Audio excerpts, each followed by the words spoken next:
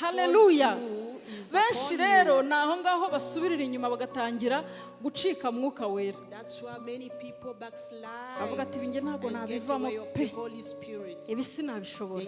Yesu yari kumwe n'inyamaswa, n'intare, n'inyamaswa zose nyine, ariko n'abamarayika bari bahari. Haleluya. Gutozwa kwacu muhumure, emerera mwuka wera gutoza. Humura, ijisho ry'Uwiteka rizakubaho. Kubera iki? Aburahamu azakubaza iti kuki iranshoreke kuki wananiwe kubisenda habaye iki? Aba papa, haleluya. Uzahura na Yobu, ubutunzi bw'iyi si bwarakumaze umutima, bwaragukuyemo iby'umwuka. Uhure na Yobu, Satani yaje akabikoraho akabitwara byose, n'abana n'umugore n'ishuti, agamusigira ubugingo gusa. Hanyuma uhure na Yobu akubaza ati biriya bintu byo mu isi, akamanyu umutsima niko katumye utajya mu by'umwuka. Haleluya. Umukobwa uzasanga umwana wa Yefuta w'inkumi ahagaze w'ikinege. Umukobwa yari afite umwe gusa, nta muhungu wundi, nta wundi mukobwa, umwana w'ikinege. Uzahagararana nawe.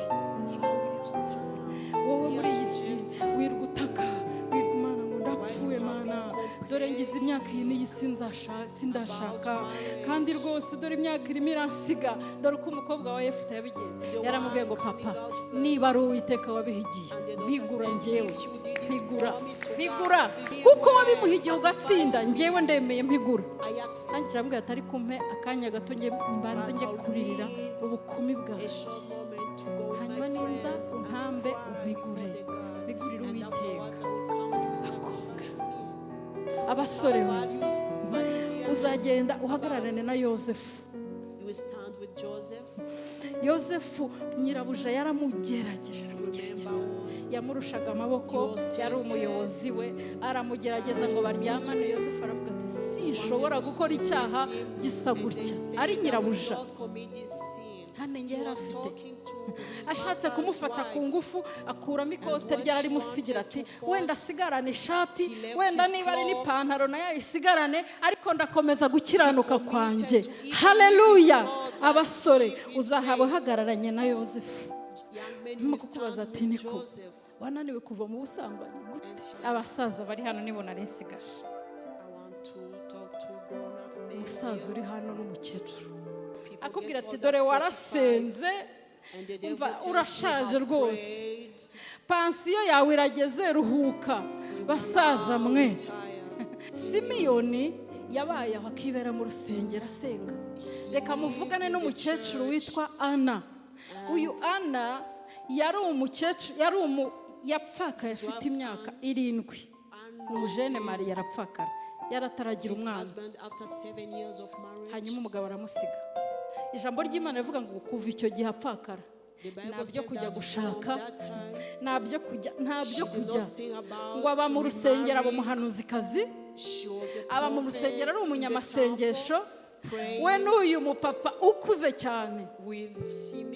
Yesu avuka, abantu bananiwe kumumenya neza, ariko ngo umunsi baturuka hariya baje kumwinjiza mu rusengero kumusengera, ngo Simiyoni na Ana nibo bahagurutse muri urwo rusengero. Ni babiri gusa bari bamumenye, bashaje. Uzi icyo bivuze? Nta gusaza mu mwuka kubaho. Niba uri na hano ufite 80 nje kukubwira ijambo, mu mwuka ntago basaza. Haleluya. Imana ishimwe cyane. Turabakiriye mu ijambo ry'Imana. Twihuse, teme yacu iri kuvuga ku nyungu zo gutunga mwuka wera mu buzima bwacu. We have been talking about the benefits of having the Holy Spirit in our lives. Tugakunda inyungu mbere yo gukora. Don't put benefits before actions. Inshingano zacu ro mbere yo kugira inyungu za mwuka wera. Our responsibilities before getting the benefits. Hari icyo tugomba gukora.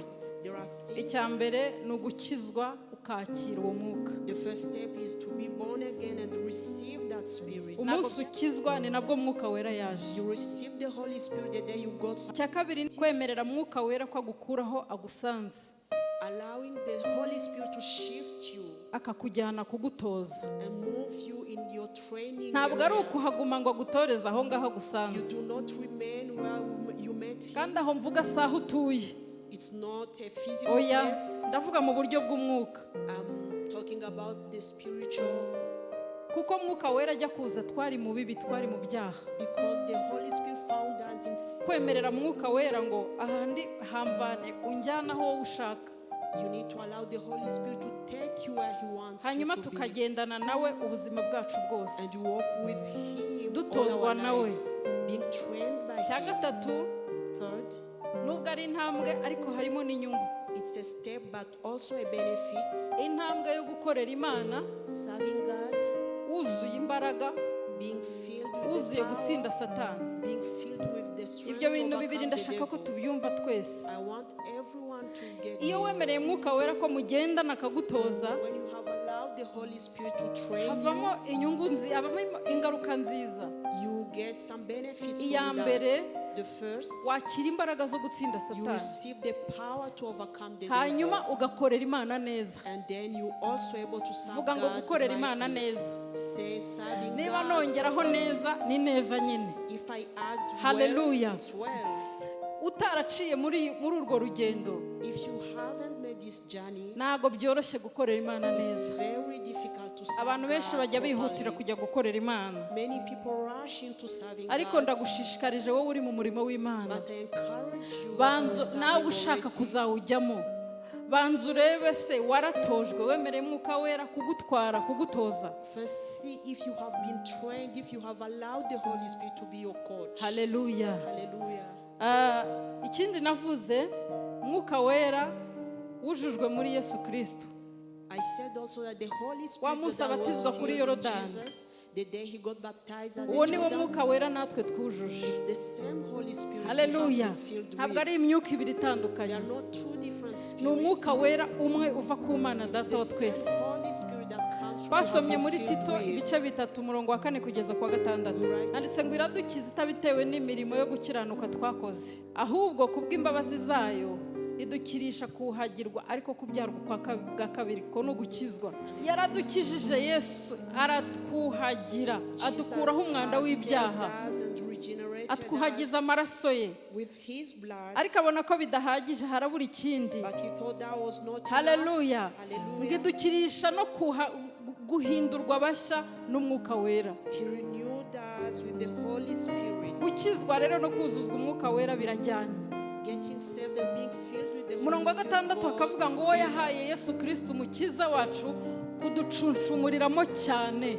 Verse 6 said, Hallelujah. he poured Iri on jambo us riravuga ngo ufite abundantly the mwuka wera Holy uhagije Spirit. niba We warakijije. have enough Imana Holy Spirit if we are yarawucunshumuye. saved.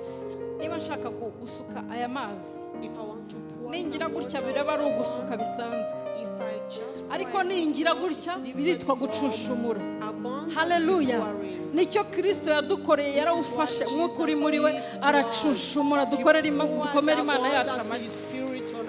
Hallelujah. Hallelujah. Ikindi nongeraho, next, mu gutozwa, While being gutozwa, trained, ntukagire ubwoba.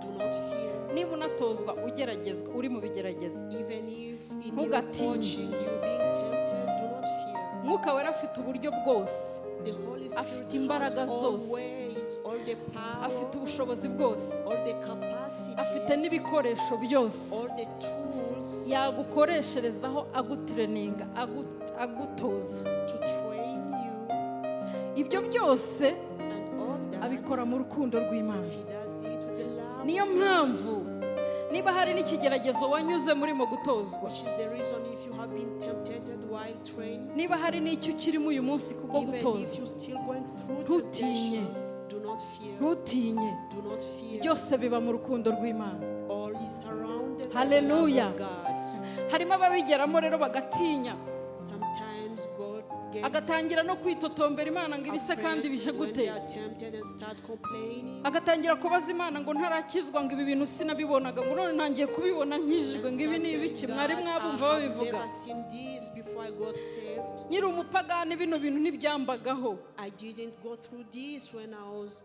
Ujye umusubiza ngo nuko urimo gutozwa. Tell those people it's because Hallelujah. you're being trained. Nihagira ubikubwira ukabona ashaka gusubira inyuma, ujye umufata ukuboko umubwire ngo impamvu nuko urimo gutozwa. If someone comes to you and tell you that they are being tempted, Kandi tell them it's umwongerereho because ijambo you're ngo being urimo trained. gutozwa mu rukundo rw'Imana. And add that they are being trained in the Hallelujah. great love of God. Abisiraheli ntago babimenye. Israelites didn't understand this. Bari kuva muri Egiputa, As they were getting out kabaciyeho of ako Egypt, kantu. they missed this point. Ubundi Imana yari irimo kubajyana i Kanani. God was taking them to Canaan, Ariko irangije iravuga ngo nibabe batinze mu butayu ho gato mbatoze. but they delayed in the Impamvu. wilderness to be trained. I Kanani aho bajyaga hariyo umurimo ukomeye cyane. There was a great ministry waiting for Imana them in yari Canaan. ifite y'amahanga atandatu ishaka ko batazaturana nayo. God had to destroy the 6 nations that Irayababwira lived in bakiri mu Canaan, butayu. and they were informed Irababwira ngo about muzagera i this being in Kanani. the wilderness. That they will Nimugerayo reach Canaan. muzarimbure ubwoko bwaho bwose butari They ubwanjye. were instructed to destroy all the nations. Abanyakanani, Abaheti, Abamoni, Hittites, Abaferezi, the Amorites. ni ubwoko nka butandatu cyangwa burindwi. There were 7 or 6 nations. Kuko yari bateguriye umurimo ukomeye i Kanani. Because a great ministry was waiting for them in Canaan. Kandi nanone kuko yashakaga ko bazagera i Kanani bakibera mu gihugu cy'amata n'ubuki kitagira ibibazo. And because they need to live in a land free of problems, Ibanza kubatoza. they had to be Ihitamo trained. kubatoreza mu butayu. And they were trained in the Ariko bararangara wilderness. ntibabimenya. But they were distracted and Bwira didn't mugenzi wawe ngo recognize this. ntukarangare mu gutozwa. Tell your neighbor, do not get distracted Hallelujah. while being trained. Mubwire neza ngo ntukajye urangara mu Tell gutozwa. them, do not get distracted while being trained. Kuva Verses, ibice 13 go to umurongo wa Exodus chapter 17 13, verse 17 kugeza ku wa 18. to 18. Haravuga ngo Farawo amaze kurekura ubwoko bw'Imana ngo baragenda, ariko Imana ntiyabacisha mu nzira inyura mu gihugu cy'Abafilisitiya nubwo yari inzira y'ubusamo. When Pharaoh let the people go, God did not lead them in the road through the Philistines' country, through that was shorter. Kuko Imana yibwiraga iti abantu be kwicuza ubwo bazabona intambara ngo basubire muri Egiputa. For God said, if they face war, they might change their mind and return to Egypt. Ngo ahubwo Imana ibacisha ibizigu ibanyuje mu nzira y'ubutayu. So God led the people around by the desert road toward the Red Sea. Mu gutozwa niko Imana yari yateguye. This was the plan of God for their training. Ariko ngo bagere mu butayu batangira kubona ubutayu. But they saw the wilderness while in the Batangira desert. kubona inzara. They were Batangira hungry, kubona inyota. they were thirsty, Ntibasobanukirwa icyo Imana ikoze. and did not get what God was doing. Hari ibintu Imana izakunyuzamo. God will take you through hard times. N'ubu utaratozwe neza And uzayoberwa ibyo ari if you byo. haven't been well trained, you will not Uzatangira understand. winube. You will start complaining. Mana dore ntinze gushaka. I haven't been Dore married. abakobwa beza bashatse muri 25. Look at other girls Dore being njyewe married ngejeje at muri 25 30. and I'm 30. Ca bugufi ubaze Mwuka Wera ngo urashaka iki hano. Please go ask the Holy Spirit to Mana explain dore what ntinze He wants from kubyara. you. I haven't Abandi had bamama iyo children. bashatse bahita babyara. Other women, Ah, their dore ntinze children kubona after a year. akazi. I don't have Mana a dore abandi iyo job. bamaze kwiga bahita babona akazi. Others get job N'ibindi immediately byinshi after the tujya university, turundanya. and many other Ariko iyo complaints. watojwe, But when you have tega been amatwi trained, Mwuka Wera, you listen to the ukabaza ngo Holy se hano Spirit urashaka ko bigenda and gute. ask how you should behave in a particular situation. Guhugurwa neza, Being well trained, kwigishwa. being taught. Haleluya. Scripture, Mari ku gice cya mbere umurongo wa 13 mvuko havuga. Mark 1 verse 3. Amarayo iminsi 40 ageragezwa na Satani aba hamwe n'inyamaswa abamarayika bamukorera. Uwo ni Yesu. Yesu arabatizwa muri Yorodani, Jesus was baptized in the Jordan yuzura Mwuka Wera, and was filled by the Holy Spirit. ngo Mwuka Wera niwe wamufasha mujyana mu butayu. And the same Spirit led him in the Ntukajye ufata wilderness. Mwuka Wera ngo umuzane umuyobore, ahubwo ujye ureka aba ari we ukujyana Don't akuyobore. manage the Holy Spirit. but Haleluya. let yourself be Hano guided hantu by dufite the Holy umwanya Spirit. twahavuga cyane cyane. Speak a lot on this. Mwuka Wera yaramutwaye amujyana mu butayu. The Holy Spirit led Jesus in the wilderness. Ahantu yaramujyanye ni mu nyamaswa. Where he was taken was the place for Ni n'ubutayu, ubutayu nyine ni ubutayu. in the desert. Haleluya. Hallelujah. Ariko ngo agereyo Imana iravuga iti ntago nzamurekera mu butayu wenyine. When Jesus reached there, God said, I won't leave him Imwoherereza alone in the abamarayika wilderness. kumukorera. He sent angels Hallelujah. to serve him, to Iyo minister turimo to him. gutozwa ntugatinye. Don't get afraid when you're being trained. Ijisho ry'Imana riba rikuriho. The eye of God is on you. Nubona urimo gutozwa cyane mu bigeragezo, When the temptations ukagira reach you ubwoba, through your training, don't ijisho be afraid. ry'Uwiteka waguhamagaye gutozwa riba rikuriho. The eye of the God that Hallelujah. calls you is Benshi upon rero you. ni aho ngaho basubirira inyuma bagatangira gucika mwuka wera. That's why many people backslide Avuga ati binge ntabwo and get nabivamo away of the pe. Holy Spirit. Ibi sinabishobora. They say this is Yesu yari too kumwe much for me. n'inyamaswa. Jesus was with Ni wild intare, ni inyamaswa animals, zose nyine. many Ariko animals, n'abamarayika bari bahari. but angels were there too. Hallelujah. Hallelujah. Gutozwa kwacu muhumure, emerera mwuka wera gutoza. Humura ijisho ry'Uwiteka rizakubaho. Allow the Holy Spirit to train you because the eye of God is Kubera upon iki? you. Why? Kuko Imana irashaka ko numara gutozwa neza, Because God wants uzagenda that after your ukayikorera, training, you go and serve kandi Him ukayikorera unesha Satani. and serve Him while defeating Hallelujah. the devil. Hallelujah. Nawe ubundi iyo utabyemeye gutyo, When you don't accept this ugahinda umushyitsi principle, ntiwemere kwigishwa, you get afraid and refuse ujya to be gukora trained. ugakorera Imana ariko uri umunyantege nke. You go serving God while being weak yourself. Amen. Hallelujah. Amen. Hallelujah. Turi kumwe ngo tuvuge amen cyane. Say hallelujah. Hallelujah. Amen. Mu gutozwa kwa Yesu rero, In Jesus' training, yaratsinze neza, atsinda Satani 100%. He overcame the devil at 100%. Hallelujah. Hallelujah. Na n'uyu munsi ubutsinzi bwe nibwo turimo. We still living in that victory. Yagiye mu butayu, ahari inyamaswa, ahari inzara, ahari Went inyota. to the wilderness where there was hunger, there were Satani animals, amugerageza mu buryo butatu. and he was tempted in 3 ways. Ubu buryo butatu Mwuka Wera yabunganirijeho cyane, narabisengeye, Mwuka Wera The arabinsobanurira Holy neza. Spirit clarified these temptation ways. Uburyo to me. bwa mbere yatojwemo The first way he was trained ni ukudatinyisha uyu mubiri twambaye. is not to be submitted to the body. Muzi ubwoba bw'umubiri. You know, the fear. Ubwoba bw'umubiri ni bwinshi cyane. Umubiri wikanga cyane, umubiri uratinya cyane. Our bodies get shaken. Satani niho yahereye ku mubiri wari And ushonje. that's where the devil started. Aramwegera, amubwira gutya, ijambo barishyiraho Matayo 4 Matthew chapter 4. 2 kugeza kuri 4. Ijambo ry'Imana rivuga ngo umushukanyi. He was the liar. Aramubwira ati niba uri umwana w'Imana, He told him, if you are the aya si son of amabuye, God, these are stones. yahindura umugati hanyuma urya ukiri iyo nzara. Shake them into bread and eat. Iyi ngiyi harimo inyigisho nini cyane. This is a great teaching. Ibyo Satani yabwiraga Yesu yarabizi ko abishoboye. The devil knew Jesus was able to do what he was asking him to do. Yesu kuba yafata ibuye akarikuramo umugati akarya biroroshye cyane. It was easy for Jesus to transform the Ariko stone iyo into abyemera, bread and eat. iyo But abyemera, if he accepted that, ntabwo byari kuba bivuye ku bushake bwa se, it wouldn't have come from the will of the byari kuba Father. bivuye ku bushake bwa Satani. It would have come from the will of Satan. Mu yandi magambo, In other words, ni akataribwa. Akataribwa, wihangane nutabishobora ntacyo. N'ibyo turya bitavuye ku Mana. anything we eat that does not come from God is Umugisha prohibited. wacu abakijijwe The blessings of the saved, the ni born again, ukwakira, is ni receiving, ugutungwa is n'ibiva mu living ijuru from ku what Mana. comes from heaven. and the Hallelujah. Father. Hallelujah. Ibindi byose uzakoresha, Anything that you can use, ibindi byose uzarya bitavuye ku anything Mana, that you can eat bitavuye that mu does not bushake come from bw'Imana, the will of uzaba God wabihawe n'umushukanyi will come from the liar kubera ubwoba. out of fear. Reka mbabwire, hari abantu benshi banze kuva aho bari ngo batozwe, Many people have refused to be baguma trained muri to bya leave byaha their byitwa places ibyaha bidutunze. and dwell in the sins that are Muzi ibyaha offering bitunze limits to umuntu? them.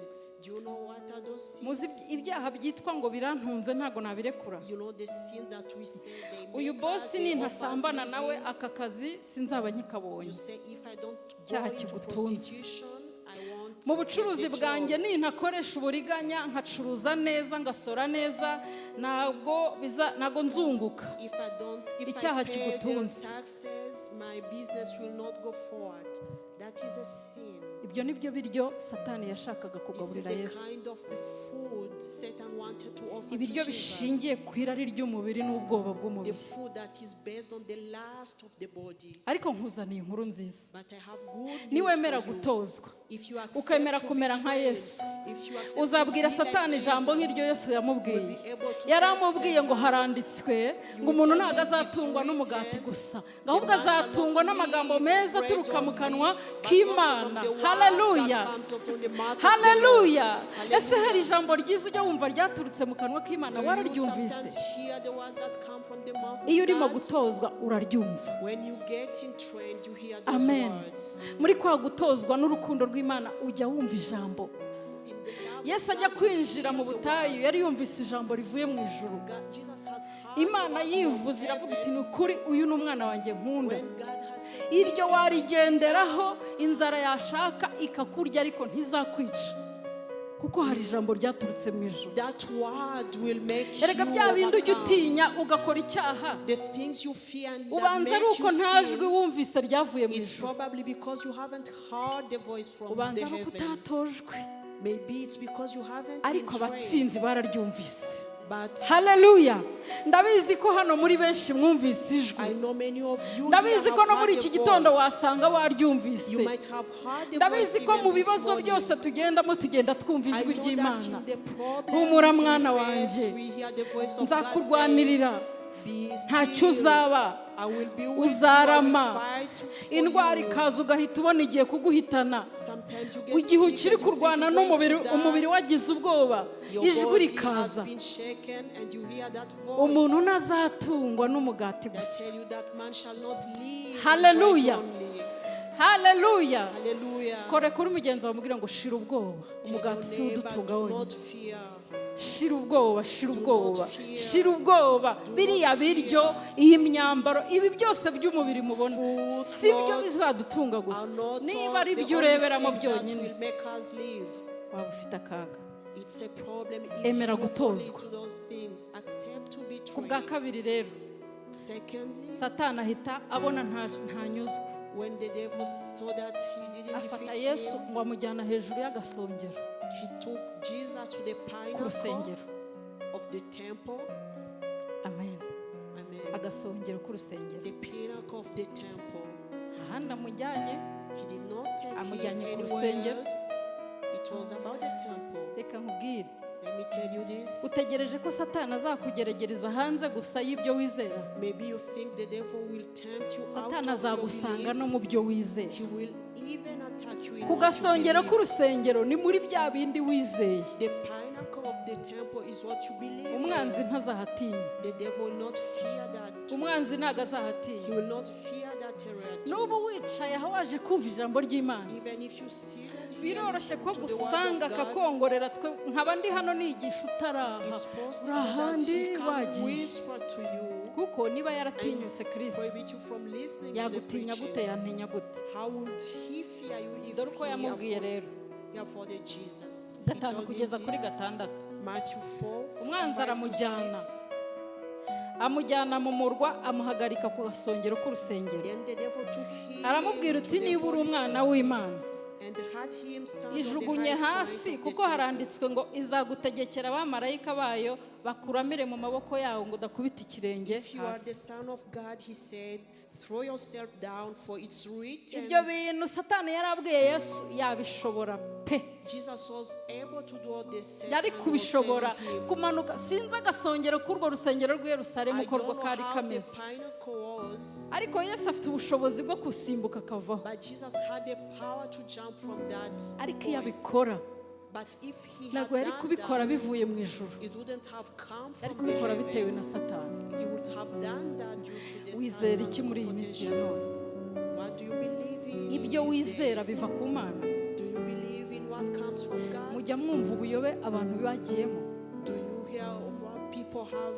Uzi ko udatojwe neza ubuyobe bw'iki gihe bwagukurura You'll be bukagutwara, attracted by the modern heresy if you do not ugatangira get to kwizera it. ibintu bitava ku Mana. You will believe in things that do not come from Ibitangaza God. ukabyizera cyane ukabikanurira ariko bitaturutse mu We ijuru. believe in the miracles that do not come from heaven. Mu byo twizera, In whatever we believe, wirinde umwanzi, please be wirinde mindful gutega of the amatwi devil. umwanzi. Do not listen izera Imana mu bumana bwayo ukwiriye. Trust God in His. Benshi barayobye baragiye. Many have left. Benshi bari mu nyigisho z'ubuntu, bizera ubuntu, barakora ibyaha uko bashaka, bakavuga ngo Imana yabivanyeho, Yesu yarabibambiwe. Many have embraced the grace gospel that say that everything has been taken away. Agasongero bakaguyeho. The pinnacle has been removed. Agasongero k'urusengero bakaguyeho. The pinnacle of the temple does not exist for Ariko them abatojwe anymore. neza, But those haleluya, who have been well haleluya. coached and trained, Abatojwe neza ntitugerageza Imana, do not try to tuyizera mu tempt God. bumana bwayo, icyo yavuze cyose tukacyizera, They believe in everything God has kuko said, tuzi neza yuko igitangaza naho itagikora. because they know that even if He did Nibutse not Seduraka na accomplish the Meshaki na miracle, Bedenego imbere ya remember Nebukadinezari, Shadrach, Meshach, and Abednego before King arimo Nebuchadnezzar, kubabwira ati murizera ko Imana ntago mwibeshye, when he asked them if they were sure that their God, muri suri ko Imana mwizeye iri babavane muri iri tanura ry'umuriro. their God who was able to save them from the furnace, Hari ibyo Satani azagukangisha. the devil will put you Buriya ku some gasongero amazing things. k'urusengero hari ibyo Satani yashaka gukangisha Yesu ati turebe At niba the uri umwana pinnacle w'Imana, of the amanuke temple, turebe. the devil wanted to try to see Hari ibyo Jesus azagukangisha kugira ngo ugerageze will Imana, manifest that he was the Son of God. maze utangire, maze iyo utahuguwe rero, iyo utigishijwe, When you haven't been well taught and uratangira trained, ukavuga ngo mu izina rya Yesu, You start praying Mana in the Mana name of yanjye, Jesus. aka gasongero sinzakavaho. I Ubwiwe will ni not iki leave kutazakagwa, this point, this wanakagwa. pinnacle. You might die Reka even there. nkubwire, erega iyi si turimo ni ubutayu. Our world Ngiye kubwira is n'ikindi a kintu. wilderness, Ntago byose ari ngombwa ko tubibonera. and we do not have to wait for everything Mwabyumvise? here. Hari n'ibyo tutazabonera aha ngaha. There are things that we'll never get. Hari on n'ibyo earth. tuzasengera ntitubibone. There are even things we will pray for and Haleluya. never receive. Umuririmbyi yararirimbye ngo nyemerera Mana, nyemerera Mana, The singer sang, allow me God to gendane walk nawe with you, mu butayu nta because there is cyiza nothing gihari. good in the wilderness. Seduraka na Meshaki na Bedenego Shadrach, baramubwira Meshach, bati erega and mwami Abednego nta n'ikintu Said tuvugana to the nawe. king, we have nothing to Turabizi tell ko you. Imana ishobora kudukiza uyu We know muriro, that our God is able to save us from the ariko furnace. itanadukijije, But even if He didn't, itanadukijije even if He ntabwo doesn't, bizatuma tujya kuramya iki Will gishushanyo never, cyawe. will never Haleluya. worship Aho umwanzi yakugeze hose, image. niba Wherever waratojwe, the ujye enemy witegura will ibintu take bibiri. you, be ready for two Aha things. hantu ndi Imana yanahankura, God can take me out ariko of this place, itanahankuye but even if He doesn't, izakomeza iba Imana He yanjye. will still be my God. Haleluya. Hallelujah. Maze nubimenya ureke kugeragereza Imana, ureke kuguma hejuru y'agasongero, Imana y'ibitangaza izankiza, ujye wongeraho ngo naho itankiza. And say, even if He Imana doesn't yanjye save nize me, izampa inzu, ariko ujye wongeraho my n'akandi ngo God naho will give itampa me a inzu, house, but izakomeza even ari if He Imana doesn't give me yanjye. a house, Haleluya. He will still be my God. yewe mugore utarabyara, ujye uvuga uti Imana yanjye igomba kumpa umwana byanze bikunze, iki ni igitangaza ntege, ujye wongeraho ariko itanamumpaye, izakomeza kuba Imana yanjye. Haleluya. Iyo ni imvugo y'abanesheje, iyo ni imvugo y'abatojwe neza bakanesha Satani. Language of those who have been trained and who have Satani overcome ntiyanyurwa, the devil. aragaruka ajya kugerageza Yesu mu by'ubutunzi, And aragaruka ngo amujyana noneho mu mpinga y'umusozi. He took him again on the Niba top of warareshyaga the nka mo Kigali mountain. simbizi, I don't know how to niba wari that nk'ikirunga mountain. ntago mbizi. I don't know how it was. Amuhagarika, amupozisiyona neza n'ubutunzi bwose bw'isi, And He positioned him where he could see anything aramubwira in the ati mva world, rero and told him, ibi bintu byose ndi kukwereka, dore umurwa, dore abantu, dore ubukire, dore nupfuka mukandamya, look at everything I'm showing you. If you can Ibi byose worship me, ndabiguha. bow down before me, I will give it all to you. haleluya. Hallelujah. Iri jambo rigeze ahangaha, When it reached Yesu this noneho time, ararakara. Jesus Ku murongo wa was 10 aravuga angry. ngo genda Satani. Verse 10, He says, go away, devil. Kanze mbabwire bakristo bene data, Let me tell you this, brother. ubu butunzi Properties hazaca uwatojwe. is a complicated Bwira thing. mugenzi wawe hazaca uwatojwe. Only those trained will Ubundi overcome abanyarwanda this. bajya bavuga ngo hazaca uwambaye, nana hazaca uwatojwe mu mwuka. This will be overcome by those Ibintu who have been Satani yari trained by the yeretse Holy Yesu, Spirit. The things that the Satan showed nibyo Jesus twirirwa twahagira dushaka. are the things we run after daily. Twarahagiye twarashize, We pant for all twakanuye amaso those things. twaraye tudasinziriye, Our eyes are wide ukareba mu open kirere for ukabara those things. ukabara. We can't even sleep for those things. Ariko Yesu yarahatsindiye. But Jesus overcame. Hallelujah. again. Yarahatsindiye, aramubwira ati sinazanywe no kuramya imitungo. He said, I did not come to worship. Yaravuga ati nta nubwo nazanywe no kuramya icyubahiro ngo And I ngipfukamire, did not come ahubwo to bow naje down gupfukamira data. before Aramubwira ngo one. haranditswe I came to ngo bow down haleluya before the haleluya. Father. And he said, it's written, Haranditswe ngo ujye uramya Uwiteka wenyine. worship the Lord your God alone. Yemwe batunzi muri hano, yemwe bakene muri hano, Oh, ibi ngibi poor byashyikira and rich umukene, people, byashyikira this umukire. can come to Kuramya anyone. ubutunzi biroroshye ko To bishyikira buri wese worship mu cyiciro cye. materials can arrive to anyone. Aha Yesu yatsindiye, When Jesus abatojwe neza nibo overcame, bazahatsindira. only all those who are well trained Ukabaho will utaramenya overcome here. icyubahiro cyawe. Understanding that your glory is not to uyu be musozi worshipped. Yesu yarahagazemo, ukawumanukaho neza ukika hasi ugaha Imana icyubahiro cyawe. You'll get out of the top of the Wabona mountain and come ubutunzi down and buba, worship sinzi God. ubutunzi mufite, sinzi uko bungana, I don't ariko know how ubwo much ugezeho you bwose, uko bugenda possess. buzamuka bugera ku musozi, But ukajya however umanuka big ahubwo it shyira amavi is, hasi ukavuga ngo please ntabwo ari ubu bend butunzi down ndamya ndaramya and Uwiteka Imana confess yanjye. that you may Hari I ijambo be rich or poor. Pawulo yigeze kuvuga, Once Paul said, yaravuze ngo ubu nzi gusonza, ngo he nigishijwe, said, I know what it feels to be hungry. ngo nigishijwe gusonza, I have been trained to be ngo hungry nigishwa no guhaga, and to be full. ngo gukena ndabizi, I know how ngo no it feels to gukira be ndabizi. poor and how it feels to be rich. Pawulo rero yaratojwe nandi. Who had trained Paul? Uzasoma amateka y'uko yakijijwe, uzasanga ni Mwuka Wera waje aramwitoreza wenyine. It's this Holy Ntabwo yahuye Spirit na that came to him pasiteri, and trained him. ntabwo yahuye na Wasn't fermiso a pastor barimu or bacu bajya bigisha, yahuye The na Mwuka Wera. teachers, it was the Aremera Holy Spirit aramutoza. that trained him. And Arangije he avamo umugabo accepted to uvuga be ati trained. ntabwo wankangisha ubukire kuko nzi no gukena, And he ndabizi was cyane. able to say, you can't bring. Iyo wanze gutozwa rero, When you refuse to be trained, iyo wanze gutozwa when na you Mwuka Wera, reject the training of the Holy Spirit, ingaruka mbi ni uko utanesha. the consequence is that you Ubaho uri do umuntu not utanesha, overcome. ubaho uri umuntu umva, You dwell in ubaho uri defeats. umuntu w'umunyantege, You are ibyo mu weak, mwuka often, wapi, and ukaza can't ukaba catch what is umunyembaraga, spiritual. ukaba best performer wa buri mwaka, ako wagera mu by'umwuka ugasanga uri hasi. But when it comes to spiritual things, Hari n'amasengesho duhora dusenga, mana ko numva imbaraga, mana ko numva imbaraga. sometimes Subira inyuma ujye kureba uko watojwe. you keep praying, asking for Ngo bene data, sinshaka ko mutamenya yuko ba sogokuruza bose bari munsi ya cya gicu, kandi yuko bose baciye mu nyanja yigabanyije. Abo ni Abisirayeli. Ngo bose bakabatirizwa muri icyo gicucu no muri iyo nyanja. Siko ariho nahise nsobanukirwa, kumbe buriya guca mu nyanja itukura, Abisirayeli bari barimo kubatizwa batabizi. Israelites were getting Cya gicucu baptized without cyahoraga them being hejuru known. yabo, nijoro kikihindura inkingi y'umucyo, ku manywa kikihindura inkingi, nijoro cyabaga inkingi y'umuriro, ku manywa kikaba inkingi y'igicu. Kumbe burya nacyo cyari kirimo kubabatiza, bose bakabatirizwa muri icyo gicu no muri iyo nyanja. All baptized through that. Next. Bose bagasangira ibyo kurya by'umwuka n'ibyo kunywa by'umwuka. They all ate Kumbe the kwa same gutozwa spiritual kwabo food. ntago bahishuriwe, ntago bahishuriwe yuko rwa rutare Mose yakubise rukavamo amazi, ntago yari amazi asanzwe, yari ibyo kurya by'umwuka. They did not understand the rock that gave them water was not normal water but Komeza. spiritual food. Kuko banywaga ku gitare cy'umwuka cyabakurikiraga, kandi icyo gitare cyari Kristo.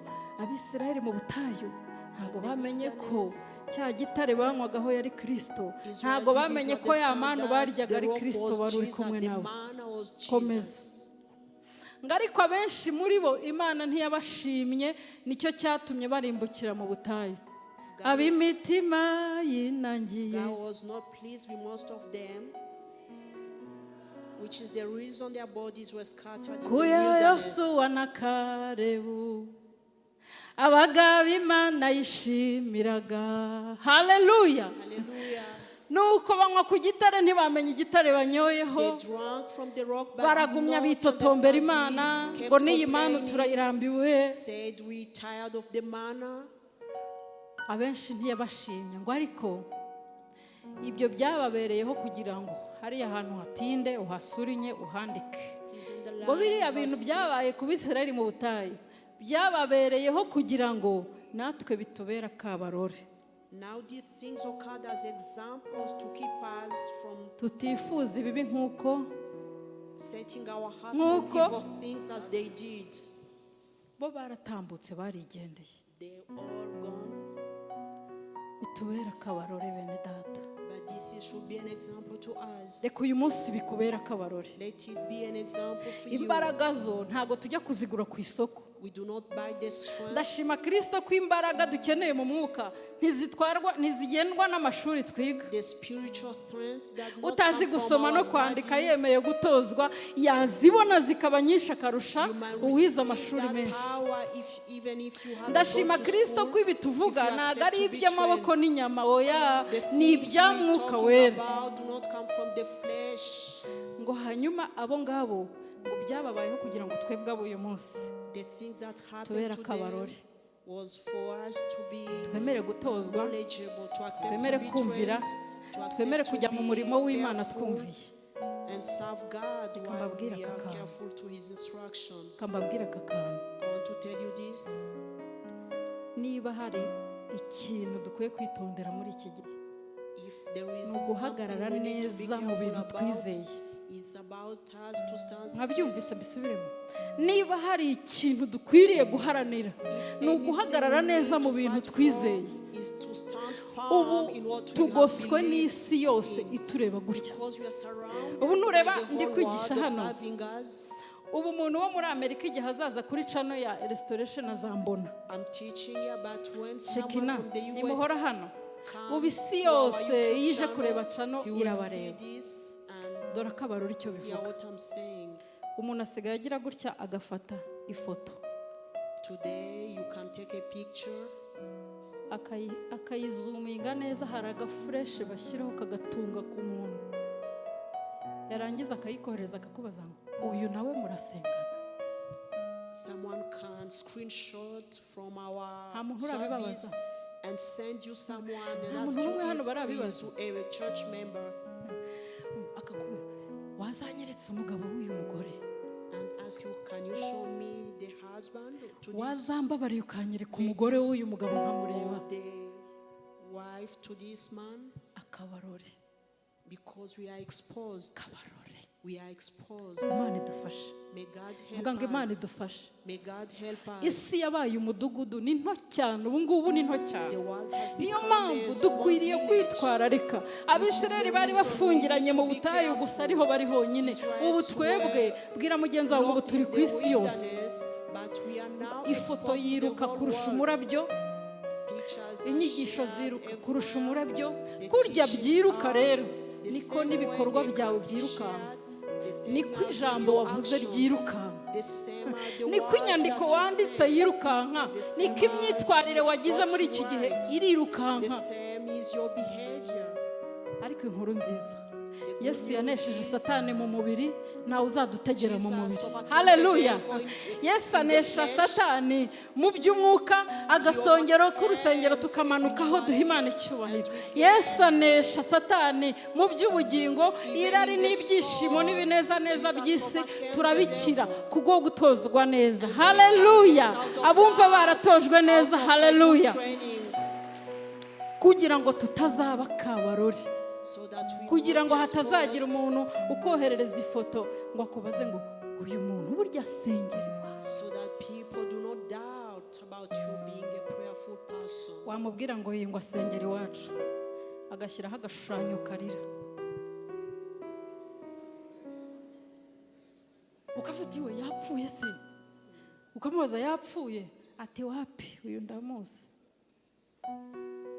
Ntago tuzaba kabarori. Will not be exposed. Bwira mugenzi wawe ngo ntukaba kabarori. ahubwo tuzaba abagabo bo guhamya. but will be Hallelujah. men to testify. Iby'isi, ibyo kurya by'umubiri ntabwo bizatugira akabarore. Amafaranga, ubutunzi, icyubahiro ntibizatugira akabarore. Bigira gutya ngo ntabwo bizangira akabarore mu izina rya Yesu. Hallelujah. Me in the name of Jesus. Iyo wanze gutozwa neza When you uba refuse to akabarore. be trained, you Niyo ntuza become twari tugezeho. exposed. Ariko iyo wemeye gutozwa neza, But when aba you bagabo accept bose to be tujya twiga trained, muri Bibiliya, all the men we saw in the Bible, nureba Yesu ko yanesheje Satani mu mirire, wagira ngo see nuko how yari Yesu Jesus gusa. overcame the devil. Umusore Daniel igice cya mbere muze gusoma Daniel mwitonze. chapter 1. I Babuloni Imana ibateza Abisirayeli iti mugende mubafate musahure n'ibyabo mubajyane. They were taken as captives. Baragenda. And when they Umwami reached w'i Babuloni Babylon, aragenda arabazana bose abagira abanyagi. he took all Arangije afata n'ibikoresho byo mu nzu y'Imana ajya kubishyira mu ngoro z'ibigirwamana. and tools that were in the temple were brought in his idols. Umwami arangije avuga temples. gutya. And the king Abwira said, umurinzi, niba ari umurinzi w'inkone simbyibuka neza, aramubwira gutya, genda udutoranyirize abasore beza choose for me beza inyuma hano young men b'igihagararo cyiza, were looking badafite inenge without any default, kandi bigishijwe who have been trained, kwiga mu ishuri, bafite ubumenyi. who are educated, Muze kubisoma wenda simbivuga neza, bafite n'ubwenge. and who are wise. Kandi abo basore ntubakure mu baturage, And do not take ubavane them mu from bana the b'abami crowds, n'abatware. take them from the royals and Abantu the batari chiefs, abaturage batazagera n'ibwami ngo bahatinye bahinde umushyitsi. so that they may not be impressed by what is in Yabashakiraga the iki? palace. Babwire icyo yabashakiraga, Do you know why ngo batozwe, the king wanted nibarangiza them? bazajye gukora mu ngoro y'Imana ze.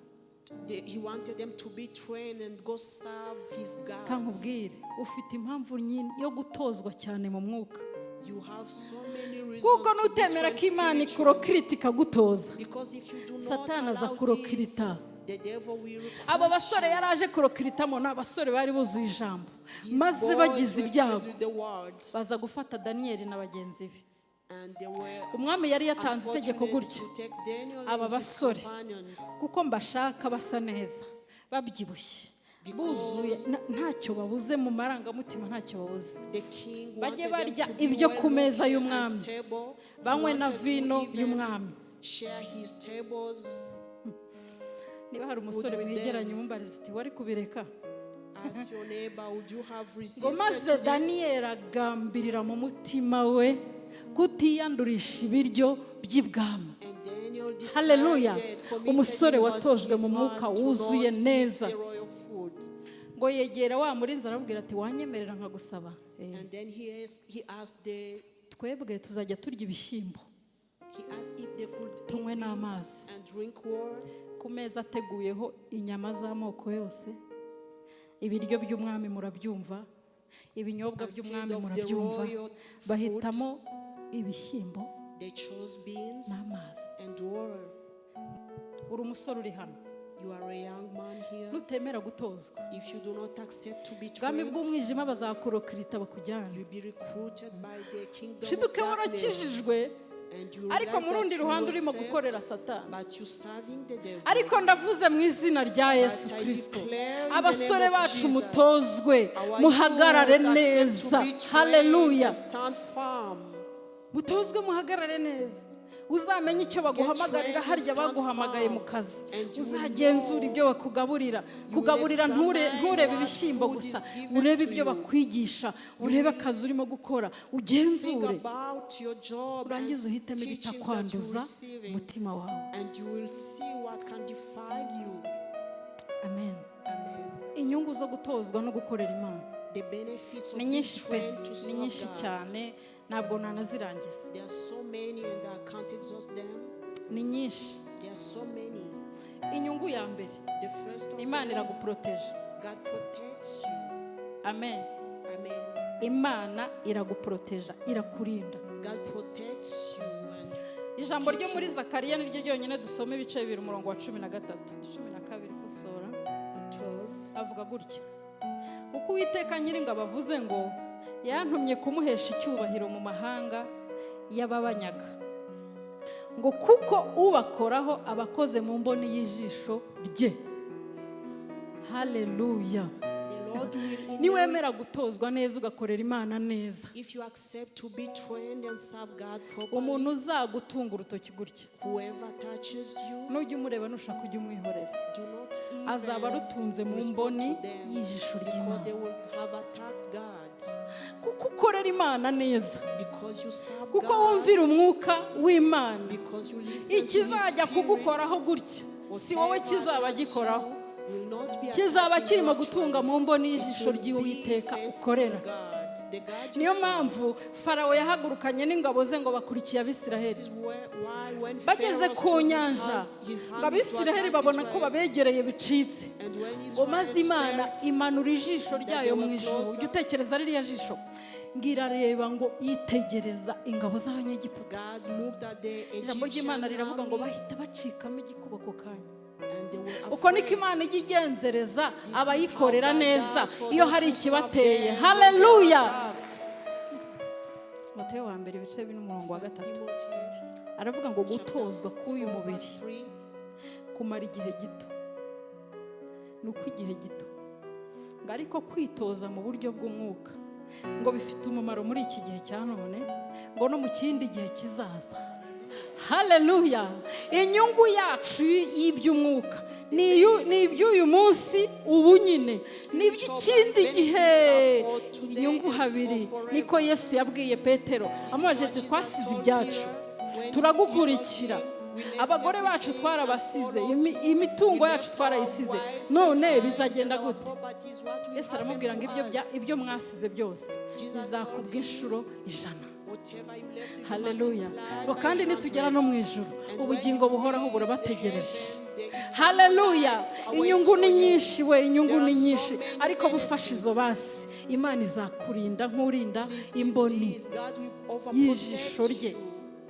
Imana izaguhaza uburame, Imana izaguha umugisha, ngo bazatungwa n'ibiva mu maboko yabo, ngo bazagwiza amahoro mu isi. Amasezerano ni menshi cyane, ariya n'ay'abakorera Imana neza bumviye Mwuka Wera. None uyu munsi dusoma bakadukomeza akakubwira ati humura, dore Petero yarahanyuze, dore Pawulo yarahaciye, humura. Kuri uyu munsi wo kugerayo nitugera hariya, ntago bazaba ari abo kugukomeza, bazaba ari abo kukubaza bati wa mukobwa bijya kugendekeye gute, iby'umwuka byagiye hehe cya gihe. Nabwo bazaba batugose batuzungurutse. Ujya ubyibuka bino bintu by'umwuka tuvuga ntago birangirira hano, bifite aho bizarangirira, aho bizasorezwa. Uyu Yesu watsinze akaduha izi imbaraga zari izo gukora hano, hari aho tuzagera ntidukore. None nugerayo ugasanga imbaraga wahawe utarazikoresheje, ubwenge wahawe utarabukoresheje, Mwuka Wera wacunshumuriweho atarakoze, utaramuretse ngo agukoreshe, babandi barabo kudukomeza bazahindukira baba bakudushinja. Ariko mu izina rya Yesu turacyafite igihe, turacyafite umwanya, turacyafite uburyo bwo guhindukira, bwo gukomera. Komera muri iyi nzira mwene data, komera. Hari abayikomereyemo tuzahagararana nabo. Hari abagabo beza bahagaze mu nzira nziza yo gukiranuka, bakorera Imana bakiranuka. Wa mupapa uri hano uzahura nabo, bizagenda gute? Uzahagararana na Aburahamu. Imana yabwiye ngo senda uriya muja, usende na nyina n'umwana we, kuko abasibo baragwa bawe, basende bagende, ntunabaherekeze. Hanyuma Imana nugerayo isanga warananiwe gusenda, Aburahamu azakubaza ati kuki iriya nshoreke kuki wananiwe kuyisenda habaye iki?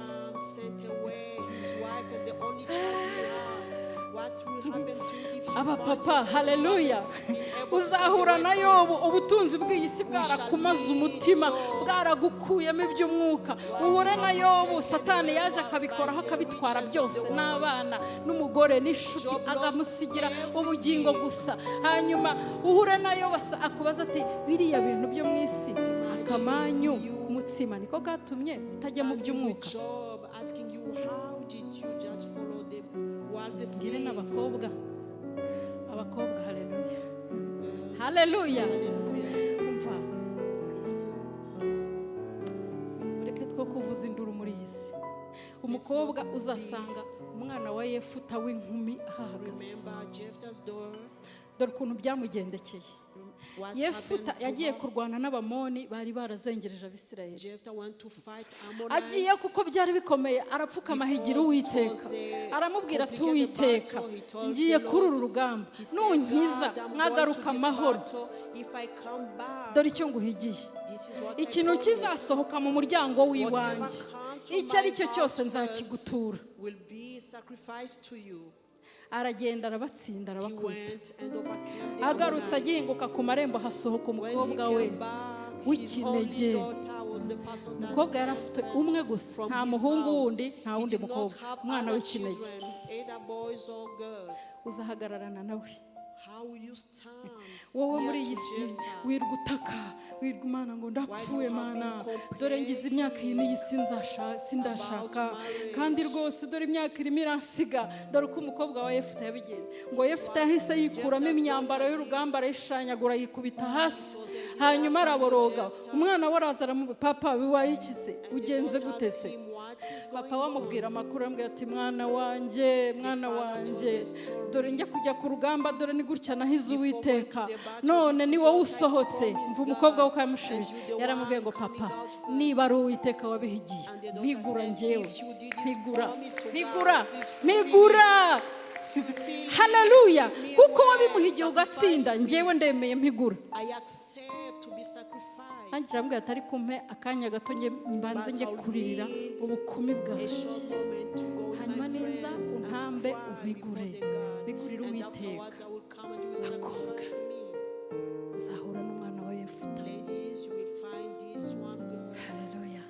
Abajene b'abasore, haleluya. Abasore, haleluya. Mwihangane iminota mikeya, ndimo gusoza. Ni ukugira ngo utekereze ko ntabwo ibyo turimo by'umwuka ntibirangirira hano. Niyo mpamvu bifite agaciro hano, bifite n'agaciro aho tuzajya. Abasore, uzagenda uhagararane na Yosefu.